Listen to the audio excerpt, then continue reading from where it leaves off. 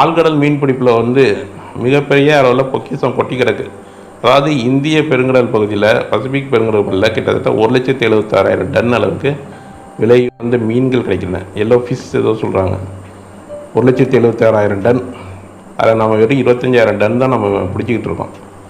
அதோட 1,76,000 டன்னோட மதிப்புன்னா 3,20,000 கோடி. நாம் 60,000 கோடிக்கு தான் ஏற்றுமதியே பண்ணிக்கிட்டு இருக்கோம். இன்றைக்கி கிட்டத்தட்ட அதோட வாய்ப்புகள்லாம் நம்ம தமிழக மீனவர்களுக்கு உரியது. நம்ம ஆனால் அதை விட்டுட்டோம். தமிழக மீனவர்களுக்கு வந்து அதை பற்றி விழிப்புணர்வையோ அதை பற்றி வாய்ப்புகளையும் நம்ம உருவாக்காமல் விட்டுட்டோம். இன்றைக்கி வந்து அவங்களுக்கு வந்து இந்த வாய்ப்புகளை உருவாக்கியிருந்தால் இன்றைக்கி ஆழ்கடலில் போய் மீன் பிடிப்பாங்க.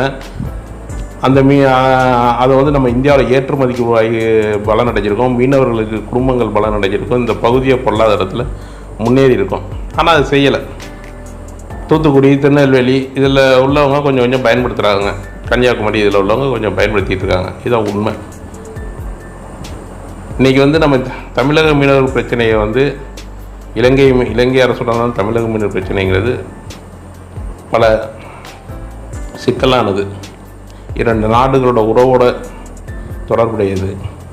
இன்றைக்கி மீனவர்களோட ரூபத்தில் கடத்தல்களை சில ஆளுங்கட்சியை சேர்ந்தவங்க, அரசியல்லே இருக்கவங்க, கடந்த 60 வருடமாக அரசியல் உள்ளவங்க, அதில் லாபம் அதிகமாக பார்த்தவங்க, மீனவரோட சாயலில் அவங்க செய்கிற ஒரு சில தவறுகள் வந்து மீனவர்கள் மேலேயும் நல்ல மீனவர்கள் மேலேயும் பழி விடுவது.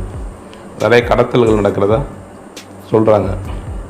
இதுக்கு வந்து நம்ம அரசாங்கங்கள் வந்து கண்ணை மூடிக்கிட்டு கண்டுக்கிறது இல்லை. இதெல்லாம் சேர்ந்தது தான் இந்த மீனவர்கள் பிரச்சனை. இன்றைக்கி மீனவர்கள் வந்து யாரும் வந்து வேணுங்கிற இலங்கை கடற்கரைக்கு போகிறதில்ல, இலங்கை கடற்கரைக்கு போகிறதில்ல. இன்றைக்கி வந்து மத்திய அரசு வந்தோன்னா பார்த்திங்கன்னா எல்லையை வரையறுத்திருக்கு. அதில் ஜிபிஎஸ், இந்த கடல் பலூன்கள் இதெல்லாம் அந்த இலங்கைக்கும் நமக்கு இடையில் எல்லையை வரையறுத்து அதையும் காட்டியிருக்காங்க. ஜிபிஎஸ் கொடுத்துருக்காங்க. நீங்கள் வந்து நம்ம அந்த குறிப்பிட்ட எல்லையை தாண்டி போயிட்டோம்னா அது அலாரம் அடிக்க ஆரம்பிச்சிடும்.